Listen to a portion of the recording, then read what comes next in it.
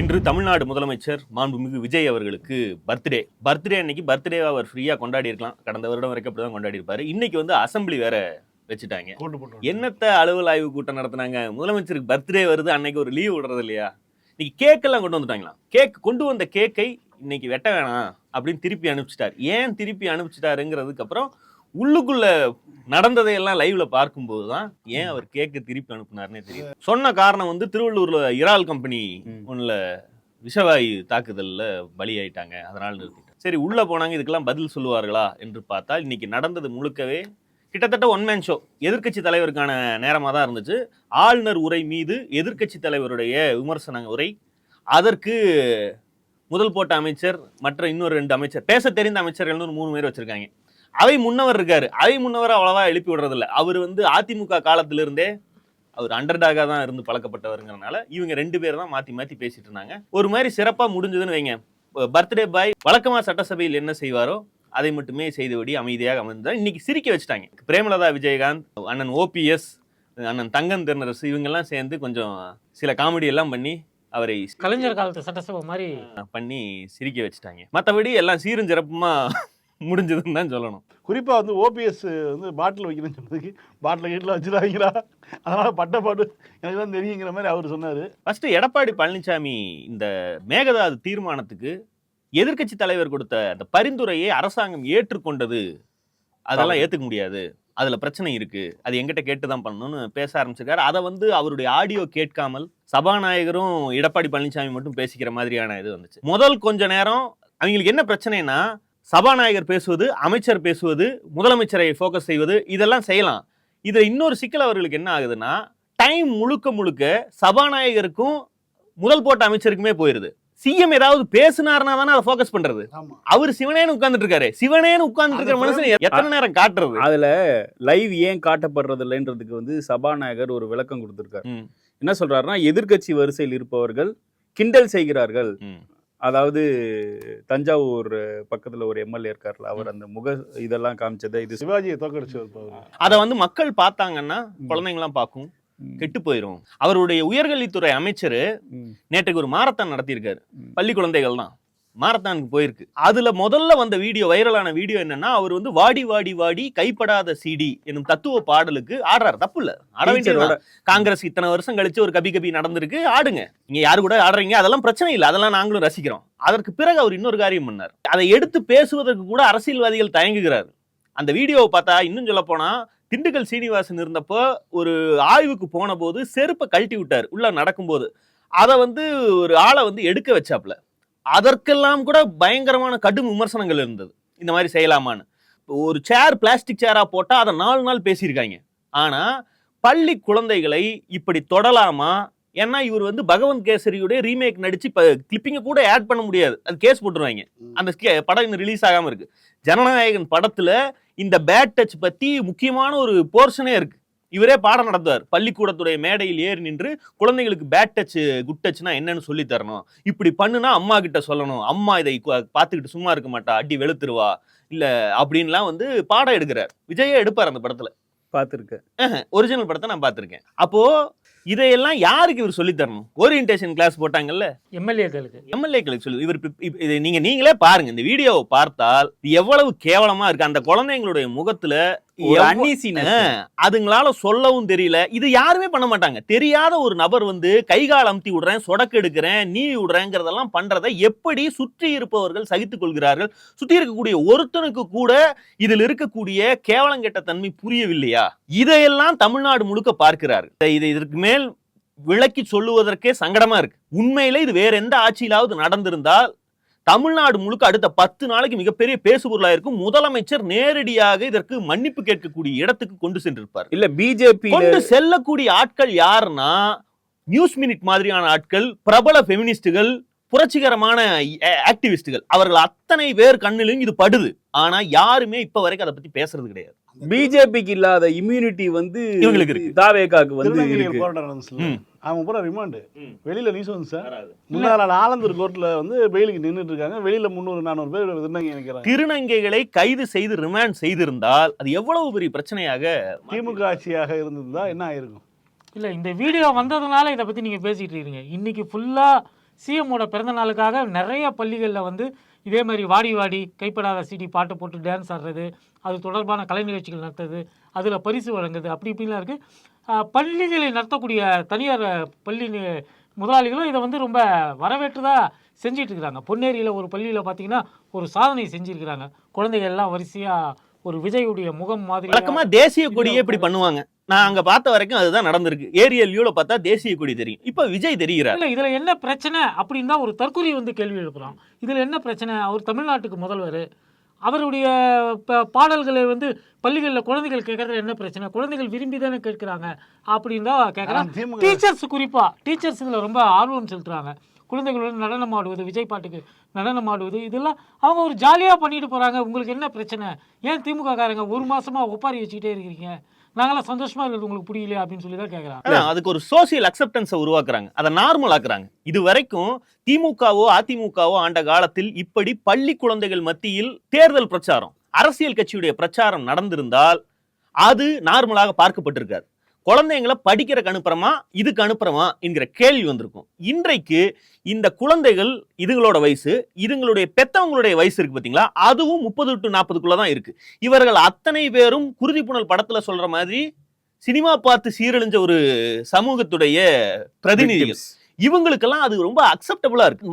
மலம்னே தெரியாத ஒரு தலைமுறைக்கு தான் இது நடந்துகிட்டு இருக்கு. இதை தட்டி கேட்பதற்கு அறிவு தளத்தில் யாருமே இல்லைங்கிறதான் இதுல பார்க்க வேண்டிய விஷயம். இந்த பெத்தவங்களுக்கே சொரணை வந்து இதை செய்யலாமான்னு தோணலைங்கிறதுல எனக்கு ஆச்சரியமே இல்லை. தோழமைகள்லாம் இருக்காங்க பாத்தீங்களா, அவங்க எல்லாம் சோபால சொகுசா படுத்துட்டு இருக்கிறனால இது தொடர்ச்சியா நடக்குது. இல்ல, பண்ணதே தோழமை தானே, கிரைம் தான் அது. இந்த கிரைம் கமிட் பண்ண ஆளே காங்கிரஸ் கட்சியை சார்ந்த இதுவே வந்து கடந்த ஆட்சி நடந்தா ஜோதிமணி அக்கா என்ன மாதிரியான ஒரு எதிர்வினை ஆற்றிருப்பார். ஏன் இதெல்லாம் ஏன் கடந்து போறீங்க? அவர் தாவேக அமைச்சரோ காங்கிரஸ் அமைச்சரோ ஒரு சின்ன பிள்ளைங்க இந்த கேள்வியை நான் கேட்க வேணாம் தான் பாக்குறேன். இப்படி நீங்க அமைதியா இருந்தீங்கன்னா உன் வீட்டு பிள்ளைய பண்ணா நீ சும்மா இருப்பியான்னு கேட்க வேண்டியது. குழந்தைங்க கை கட்டிட்டு பாட்டு பாடுதுங்க, அதை வீடியோ எடுத்து போடுறானுங்க. கீழே வந்து பல போட்டோக்களை கொடுத்து அதையெல்லாம் சேர்க்கணுமா குழந்தைங்க, அவருடைய உருவம் வர்ற மாதிரி. இதுக்குதான் பள்ளிக்கூடத்துக்கு பிள்ளைங்களை அனுப்புறோம். அதே நேரத்துல பள்ளிகள்ல ரீல்ஸ் போட்ட ஒரு தாவேக ஒன்றிய செயலர் நீக்கியும் இருக்கிறாங்க இல்லையா? நீக்கினதுக்கு இத்தனை கிரைம் நடந்திருக்கு, எவனையுமே நீக்கல. அவனை மட்டும் நீக்கி இருக்காங்கன்னா அவங்க ஊர்ல மாவட்ட செயலாளருக்கும் அவனுக்கும் ஒரு பஞ்சாயத்து, அவனை தூக்குறதுக்கு ஒரு நேரம் பார்த்துட்டு இருந்திருக்கான், தூக்கிட்டான். இப்ப ஒன்றிய செயலாளர் நீக்கணும்னா திமுக தலைமை நீக்கணும். அங்க அப்படி இல்ல, மாவட்ட செயலாளருக்கே அவ்வளவு பவர் கொடுத்துட்டாங்க.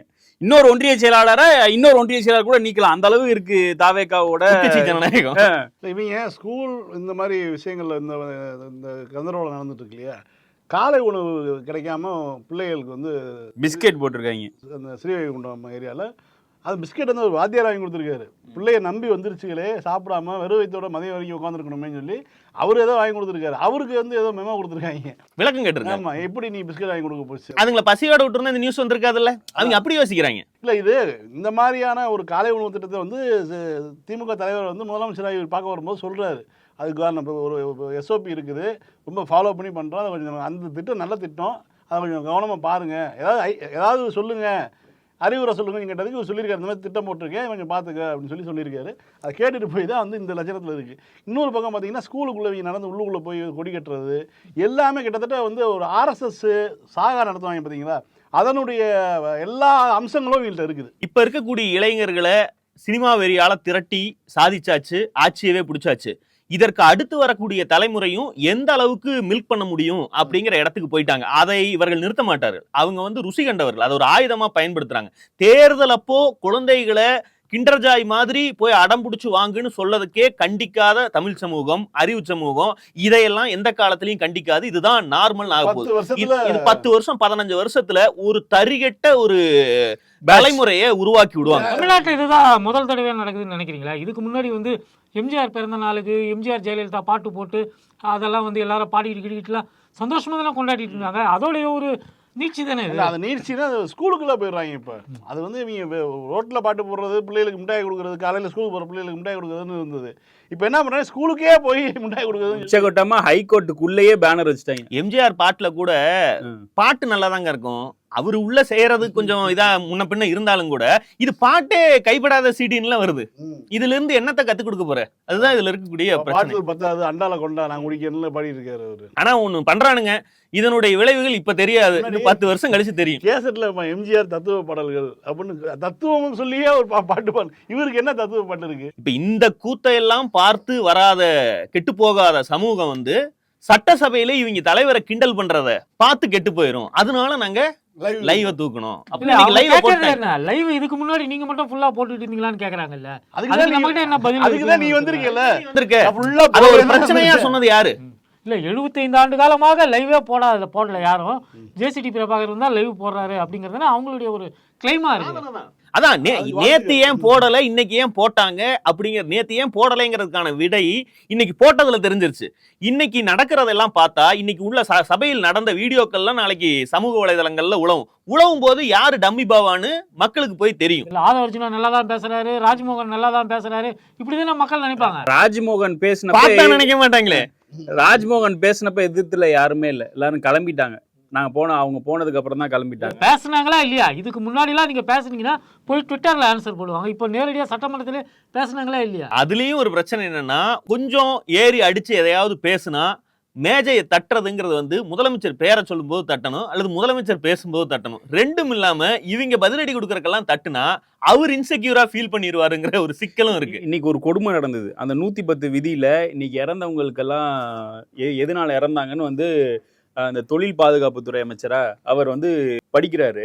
அதுல வந்து நிவாரணம் கொடுத்துருக்காராம் முதலமைச்சர். அதுக்கு டேபிள் தட்டுறாங்க. இல்ல, அது கரெக்டா அந்த வரி வரும்போது முதலமைச்சர் வருத்தப்பட்டாருன்னு சொல்லும் போது முதலமைச்சர் வருத்தப்பட்டாராம் அப்படின்னு சொல்லி மேஜையை தட்டுறாங்க. இது ஜெயலலிதா காலத்தில் கூட நடக்காத ஒரு கூத்து.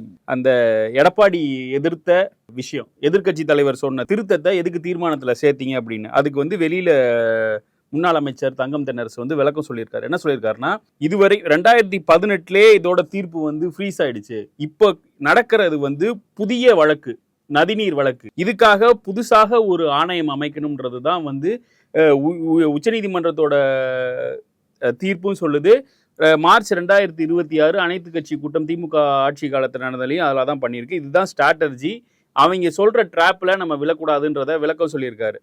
இதை வந்து அன்னைக்கு ஜூன் 19 வந்து முதலமைச்சர் சொன்னதுக்கும் அப்புறம் எதிர்க்கட்சி தலைவர் சொன்ன திருத்தத்தையும் முன்மொழிஞ்சுதான் தீர்மானம் நிறைவேற்றப்பட்டது ஒருமனதா. ஏன் திடீர்னு வந்து எடப்பாடி பழனிசாமி அவர்களுக்கு வந்து இந்த சந்தேகம் வருதுன்னு தெரியல. பாட்டாளி மக்கள் கட்சியும் அதை எதிர்த்து இருக்கு.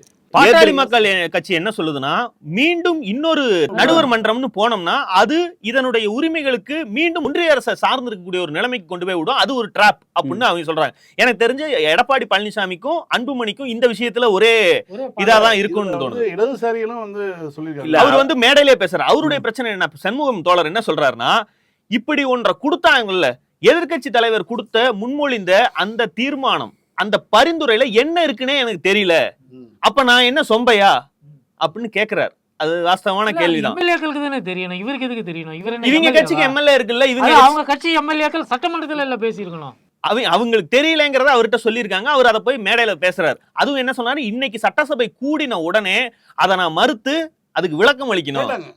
ராமச்சந்திரன் பேசினாங்க, சிபிஐ சார்பாக பேசினாங்க, சிபிஎம் சார்பாக வந்து எங்களை கேட்காம பண்ணிட்டீங்க, ஒரு திருத்தம் பண்றீங்கன்னா வந்து எங்களை கலந்து ஆலோசிக்கணும்ல. சோபா மட்டும் போதாது, அதுல 2 தலானியை வச்சு கொடுங்க. இல்ல, இவங்க கிளீனா சொல்லியிருக்காங்க, இங்க சோஃபான்னு திரும்ப அவங்களை கிண்டல் பண்ணிட்டே இருக்கீங்க. இந்தியன் யூனியன் முஸ்லீம் லீக்கு அவங்க அலுவலகத்துல போட்டது வந்து வாடகை சோபா, தற்காலிக சோபா தான், இன்னும் வர வேண்டிய சோபா தூக்கிட்டு போயிட்டாங்க அப்படின்னு அவங்க வந்து தெளிவா சொல்லியிருக்காங்க. பக்கத்துல பாயாசம் கேட்கிற மாதிரி. இன்னைக்கு எதிர்க்கட்சி தலைவர் வந்து இன்னொரு விஷயம் சொன்னார். அவர் ஜஸ்ட் பல்ஸ் தான் செக் பண்ணாரு, நான் பார்த்தேன். அவர் வந்து உங்கள் கட்சி நிர்வாகிகளே வந்து பல பேர் வந்து பாலியல் புகாரில் சிக்குகிறார்கள், அதுக்கு முன்னே வந்து ஆதாரம் இல்லாமல் பேசக்கூடாது அப்படின்னு இதுக்கு தான் எதிர்பார்த்துட்டு இருந்தேன். பேரோட சொல்றேன், பேரோட கட்சி பொறுப்போட சொல்றேன்னு மொத்தமா பட்டியல் போட்டார். இப்படி பட்டியல் போட்டு ஒரே மாதத்தில் 40 நாள்ல இத்தனை குற்றங்கள், இந்த குற்றங்களில் சரிபாதி உங்க கட்சிக்காரங்களே ஈடுபட்டு இருக்காங்க, அவங்களுடைய பொறுப்பு என்னது, இவங்க மேல காவல்துறை நடவடிக்கை எடுக்கிறது இருக்கட்டும், கட்சி சார்பாக கட்சி தலைவராக உங்களை ஒழுங்குபடுத்துறதுக்கு இவர் என்ன பேசினாரு, இவர் எப்போது வாய் திறப்பாருங்கிற இடத்துக்கு தான் அந்த கேள்வி வந்து நிக்குது. அது எப்போதும் நடக்க போறதில்ல. இது நிக்கணும்னு நினைக்கிறவன் தான் அதை பத்தி எல்லாம் பேசுவோம். இப்படி எல்லாம் இவர்களை கட்டுப்படுத்த ஆரம்பிச்சா இவங்க இப்படி அலைகடலைன்னா திரண்டு கட்டுக்கடங்காத காட்டாரா வாழ்ந்துகிட்டு இருக்காங்கல்ல, இதை ஒடுக்க நினைச்சா தப்பா போயிரு. இது இப்ப இல்ல, இவங்க கரண்ட் கம்பத்துல ஏறின காலத்துல இருந்து அதை ஏன் தடுக்கலினா இதுங்க இப்படியே கண்ட்ரோல் பண்ண முடியாத கல்ட்டா வச்சுக்கிறது தான் இவருடைய கல்ட் ஸ்டேட்டஸுக்கு உகந்ததுன்னு அவங்க பாக்குறாங்க. வன்னியரசு அமைச்சர் வன்னியரசு பாஜகவை விமர்சிப்பது போல பிஎம்சிக்காக வர வேண்டிய நிதி பற்றி ஒன்றிய அரசை கண்டிப்பது போல அந்த பேச்சு தொடங்கும் போதே சபாநாயகர் பதட்டப்படுகிறார். நான் ஏற்கனவே வந்து நம்ம தேசிய கல்விக் கொள்கை 2020 இந்த அரசு மாண்புமிகு அமைச்சர் வந்து இந்த மாண்பு உறுப்பினர் பேசிய அந்த உரையில இருந்து நீங்கள் மறுப்பு சொல்லுகிற கருத்து எதுவும் இருப்பதாக எனக்கு மனதுக்கு படவில்லை. நேற்று நீங்கள் திருவண்ணாமலைக்கு சென்ற செய்தி ஏற்புடையது. அடுத்து மாண்பு உறுப்பினர் பேசிய அந்த பேச்சுகளிலிருந்து எதுவும் பேச வேண்டாம் என்று கேட்டுக்கொள்கிறேன். அதில் ரொம்ப நான் தயவுசெய்து மன்னிக்க வேண்டும் என்று நான் நினைக்கிறேன். என்றால் என்னுடைய கருத்துக்கு எப்பொழுதுமே அதில் என்னன்னா, நான் அனைவருக்கும் கல்வி திட்டத்தின் இயக்கத்தின் மூலமாக தமிழ்நாட்டிற்கு நியாயமாக கிடைக்க வேண்டிய 3458 கோடி ரூபாய் ஒதுக்க வேண்டும், அது தர வேண்டும் என்கின்ற கோரிக்கையை தமிழ்நாடு நம்ம வந்து தொடர்ந்து நம்ம கோரிக்கை வைக்கின்றோம். அப்படி அதை மறுக்கின்ற ஒரு அரசு இந்திய ஒன்றிய அரசு. அப்படி வழங்கிவிட்டு பேசினால் அதை பற்றி நம்ம பேசலாம். மாண்பு அமைச்சர் வந்து ஒன்று சொல்லலாம், பாஜக உறுப்பினர் எங்களுக்காக வாதாடி அதை பெற்றுத்தார்கள் என்று கேட்கலாம். அதோட சொல்லலாம், பாஜக உறுப்பினர் எங்களுக்காக வாதாடி அதை பெற்றுத்தார்கள் என்று கேட்கலாம். அதோட கடந்த ஒரு வாரமாகவே செய்தி வந்துட்டு இருந்துச்சு, பாஜகவை எந்த விதத்திலும் விமர்சித்து பேச வேண்டாம், சமூக வலைதளங்கள்லயும் சரி வெளியில மேடையில பேசும்போதும் சரி பேசக்கூடாதுன்னு ஓரலா தாவேகாவினருக்கு தலைமை அறிவுறுத்தி இருக்கிறது அப்படின்னு சொன்னாங்க. இன்றைக்கு சபாநாயகர் பேசுவதை பார்த்தால் அது கிட்டத்தட்ட உண்மைதான். சட்டமன்றத்தில் ஒரு அமைச்சர் பாஜக நிதி தராமல் வஞ்சிக்கிறது என்பதை குற்றச்சாட்டாக வைத்துவிடக் கூடாது அப்படின்னு அவர் பதறாரு. இல்ல நீங்க சொல்றது புரியுது, நீங்க அதை அப்படி கேட்க கூடாது, பாஜகவுக்கும் ஒரு உறுப்பினர் இருக்காரு, அவர்கிட்ட கெஞ்சி கேட்டு உங்க ஒன்றிய அரசு கிட்ட நீங்க கேட்டு இதை சாதிச்சு கொடுக்க முடியுமான்னு வேண்டுகோள் வேண்டாம் வைக்கலாம். நடப்பது இவர்களுடைய ஆட்சி. இவர்கள் தமிழ்நாட்டின் அரசு அதிகாரத்துல உட்கார்ந்துகிட்டு தமிழ்நாட்டை வஞ்சிக்கும் வேலையில் பாஜக ஈடுபடுதுன்னா அது ஏன் செய்யறேன்னு கேட்கறதுக்கு வக்கு இல்லாம ஒரே ஒரு எம்எல்ஏ வச்சிருக்கக்கூடிய கட்சிகிட்ட இந்த எம்எல்ஏ போய் அங்க கேட்டு வாங்கித்தாங்கன்னு கொஞ்சம் கெஞ்ச கூடாதா அப்படின்னு கேட்கிறாருன்னா சபாநாயகருடைய குரல் மட்டுமல்ல, இது தாவேகாவுடைய குரல். போன ஆட்சியில இருந்த சபாநாயகர் உங்களுக்கு தலைவர் நாக்பூரை சார்ந்த சாவாக்கர்னு சொன்னார். அதெல்லாம் நம்ம பார்த்துட்டு இப்ப இந்த குடும்பையும் பார்க்கிறோம். இன்னொன்னு, நேத்து விளக்கம் அளிச்ச நிர்மல்குமார் அமைச்சர் அவர்கள் நான் முதல்வன்ற திட்டம் வந்து பேர் யாருக்குமே தெரியாது, அது திறன் மேம்பாடுனால வந்து தமிழ்நாடு ஸ்கில் அப்படின்னு மாத்திருக்கோம். இன்னைக்கு அதை எதிர்கட்சி தலைவரும் சுட்டி காட்டுறாரு. சரி, டிஎன் ஸ்கில்னு மாத்திட்ட, எதுக்கு அதுல இருந்து சக்சஸ் ஸ்டோரிஸ் எல்லாம் டெலீட் பண்ணன்றதுக்கு இதுக்கு வரையும் பதில் இல்ல. அவங்க ஒண்ணு சொல்றாங்களே, தமிழ்ல இருக்க புரிய மாட்டேங்கிறான். நான் முதல்வன் அப்படின்னு சொன்னா மக்களுக்கு புரிய மாட்டேங்கிறான். நான் விஜய்னு வச்சுக்கோ. இல்ல அந்த எக்ஸ் அக்கௌண்ட்ல ஒரு படம் ஒண்ணு போட்டிருக்காங்க, அதிகாரப்பூர்வமான சிஎம்மோட படம் இதுதான் அப்படின்னு ஒரு ட்விட்டு போட்டிருக்கிறாங்க. அது போதும், ஸ்டூடெண்ட்ஸுக்கு அது போதும், யாரு நம்மளுடைய சிஎம் அப்படின்னு தெரிஞ்சா போதும், அதுவே ஸ்கில்லு தான் அப்படிங்கிற அளவுக்கு அவங்க நினைச்சிட்டு இருக்காங்க. அதுல ஒருத்தர் வந்து சொல்றாரு, மெயின் எக்ஸாம் பாஸ் பண்ணா யூபிஎஸ்சில மெயின் எக்ஸாம் பாஸ் பண்ணா 7500 ரூபாய், எதுக்குடா படிக்கிறவனுக்கு காசு கொடுக்குறேன்னு ஒரு தாவேகா விர்ச்சுவல் அபியூசர் கேட்கறான். இதுக்கு என்ன பதில் சொல்றதுன்னு தெரியல. தமிழ் தாய் வாழ்த்து விவகாரத்தை கூட இன்னைக்கு எதிர்க்கட்சி தலைவர் எடுத்து பேசும்போது காம்ப்ரமைஸ் ஆயிட்டீங்களா ஆளுநர்கிட்டன்னு கேட்டா அந்த சொல் காம்ப்ரமைஸ்ங்கிற சொல்லுக்கு இவங்க ட்ரிகர் ஆகுறாங்க. அவங்க எந்த புள்ளியில வந்து நிக்கிறாங்கன்னா, 2 வாட்டி பாடினா என்ன தப்பு, அதை மீண்டும் மீண்டும் சொல்றாங்க. தேசிய கீதம் தானே, அப்ப நீங்க தேசிய கீதத்துக்கு எதிரானவர்களா அப்படின்னு திமுக பார்த்து வைக்கிறாங்க. ஆமான்னு சொல்றதுக்கு ரொம்ப நேரம் ஆகாதுரா, எங்க வரலாறு தெரியாம பேசிட்டு இருக்க. கேள்வி என்னன்னா, அவரு வந்து எங்க முதலமைச்சருக்கு தமிழ் தாய் வாழ்த்துங்கிறது வந்து உயிர் மாதிரி. வாடி வாடி கைப்படாத சிடி எல்லாம் அதுக்கு அப்புறம் தான். தமிழ் தாய் வாழ்த்து தான் ஃபர்ஸ்ட். சரி, தமிழ் தாய் வாழ்த்து தான் உயிர் மாதிரி இல்ல, உயிர் ஒரு தாட்டி பாடினா போதும், ஜனகணமன 2 தாட்டி பாடுன்னு ஏன் முடிவு எடுக்கிறாரு?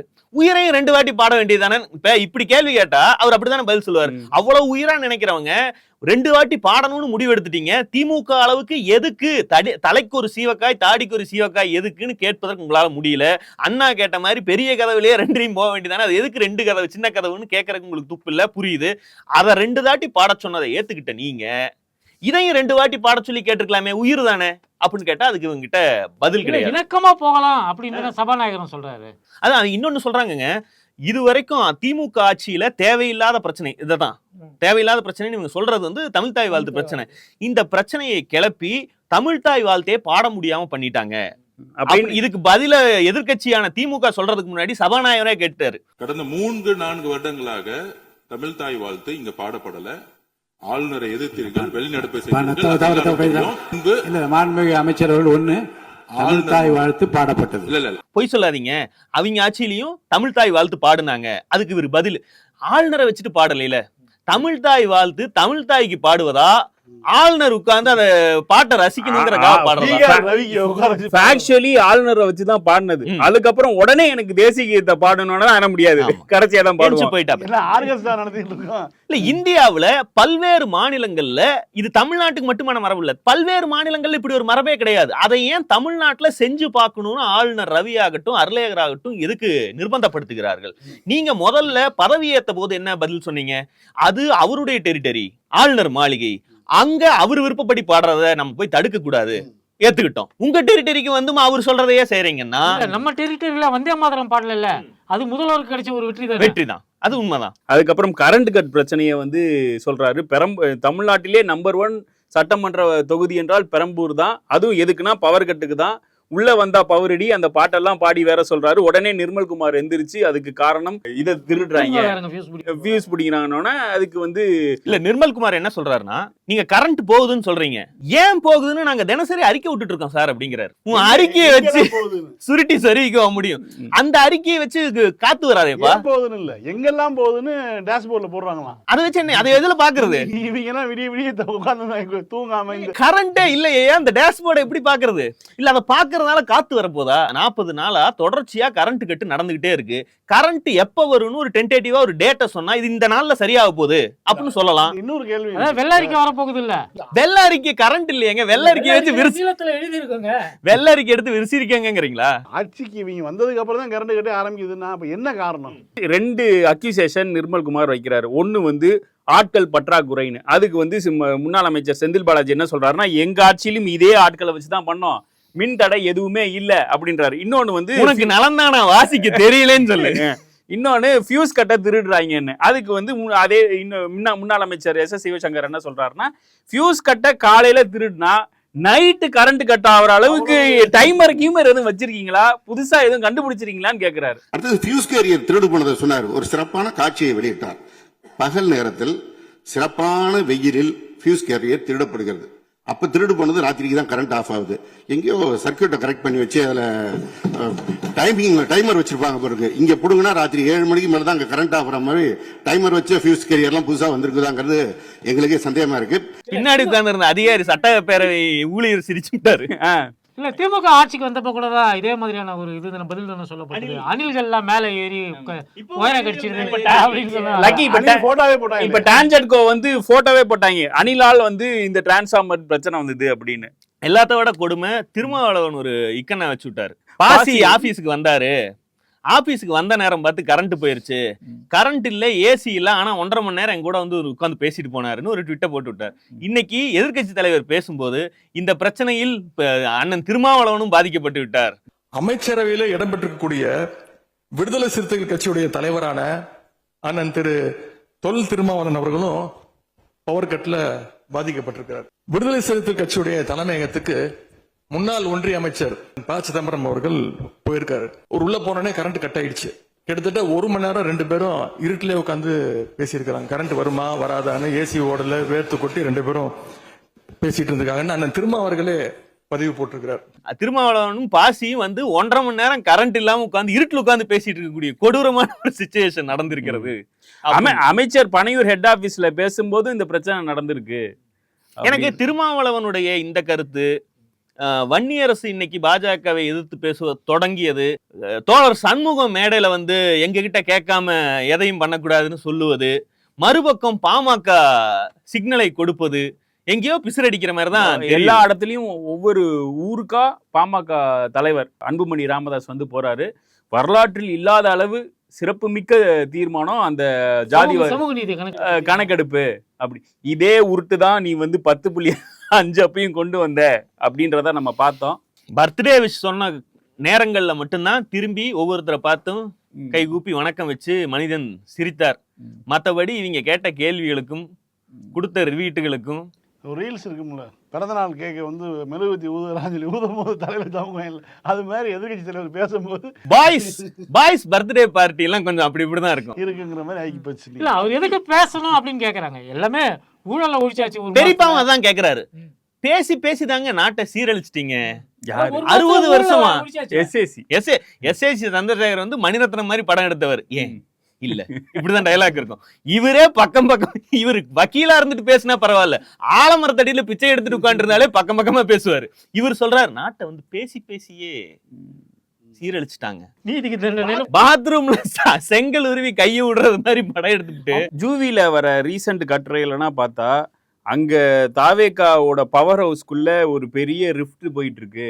இன்னொன்னு வந்து இவருக்கு டெப்டி சிஎம் தர போறதா, ஆக்டிங் சிஎம்கே வந்து டெப்டி சிஎம் கொடுக்க போறதாவும், ஹோம் வந்து இவருக்கு கொடுக்க போறதாவும் வீடன்ல கட்டுரை வந்துகிட்டே இருக்கு. இன்னொன்னு ஜான் நிறைய தப்பு பண்றாரு, இந்த ரெட்டி பிரதர்ஸ் 2 பேரும் தப்பு பண்றாங்கன்னு தொடர்ந்து வந்துகிட்டே இருக்கு. அததான் எல்லாம் சரியா பண்றாரு அப்படின்னு ஜூவில வந்துகிட்டே இருக்கு. லாட்டரி டீம் வந்து ஒரு ஆங்கில பத்திரிகையும் வார இதழையும் புடிச்சு வச்சிருக்கு.